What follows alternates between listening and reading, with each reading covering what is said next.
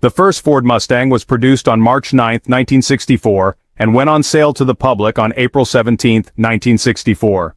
This first Mustang and Ford GT would struggle in racing, so Ford signed a contract with Carrol Shelby, an American automotive designer, racing driver, and entrepreneur, in early 1965 to improve them. In a few months, Shelby American transformed the Ford GT from a corporate loser to an instant winner, winning international endurance races at Daytona and Sebring.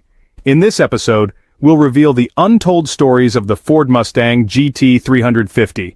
Please hit the like button and subscribe as we continue. It helps us create more automotive content for you. The 1965 Shelby Mustang GT350 and GT350R. All 562 1965 GT350S were painted in Wimbledon white with Guardsman blue rocker stripes. The 65 GT350 came with a 289 cubic inch Windsor K-Code V8 featuring a 4-barrel carburetor. This engine produced 306 horsepower and 329 pound-feet of torque, and was mated to a 4-speed manual transmission as the only option available. Dual exhausts exited out the sides via glass pack mufflers, but 14 of these units were equipped with rear-exiting exhausts to meet state sales regulations in certain areas. In the GT350R, the R stood for race specifications. Only 35 were manufactured for the Sports Car Club of America, or SCCA. The 65 GT350 had a top speed of close to 135 miles per hour, and could accelerate from 0 to 60 miles per hour in 6.8 seconds. On the other hand, it could run the quarter mile in 15 seconds flat at 91 miles per hour. The 1966 Shelby GT350 and GT350H. In 1966, the GT350 lost its Mustang tag and was marketed simply as the Shelby GT350. This year it was offered in various colors such as blue, red, green, and black. Other changes included special rear quarter panel windows replacing the factory extractor vents, functional brake scoops on each side, an optional select shift 3-speed automatic, and a Paxton supercharger. As a promotional move, Ford leveraged its role as Hertz's major shareholder to persuade the rental car giant to purchase 1,003 fastbacks, including 2 prototypes. The sales arrangement with Hertz for GT350S to be added to its rental fleet included the proviso that after their rental lives were finished, the cars would be returned to Ford, refurbished, and sold to the public as GT350H models. Hertz advertised its cars as rent-a-racer for SCCA events. Under the hood, the 66 kept the same modified K-Code 289 engine.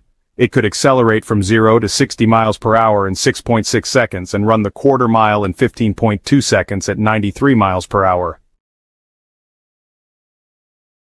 The 1967 Shelby Mustang GT350.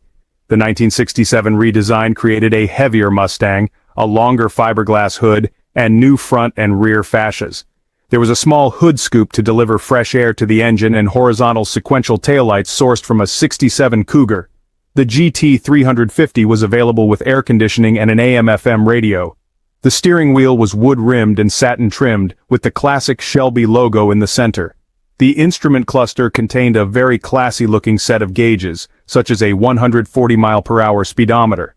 The GT350 carried over the K-Code high-performance 289 with a Cobra aluminum valve cover. Power from the engine was transferred to a 4-speed manual, or a 3-speed automatic transmission. The true dual exhaust with an H-shaped crossover system came standard with low-restriction mufflers and chrome exhaust tips.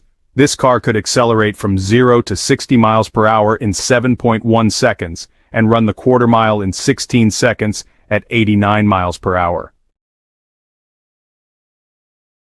The 1968 Shelby Cobra GT350. In 1968, the Shelby GT350 started using the name Cobra. Shorter hoods distinguish the 68S, with air intakes further towards the front. Redesigned grills gave this year's models a distinctive shark-like look. It also received an engine upgrade, a 302 cubic inch engine producing 250 horsepower. This car could accelerate to 60 miles per hour in 8.2 seconds and finish the quarter mile in 16.1 seconds. The 1969 Shelby Mustang GT350, end of an era. The GT350 lost its Cobra tag in 1969 and was again marketed simply as the Shelby GT350.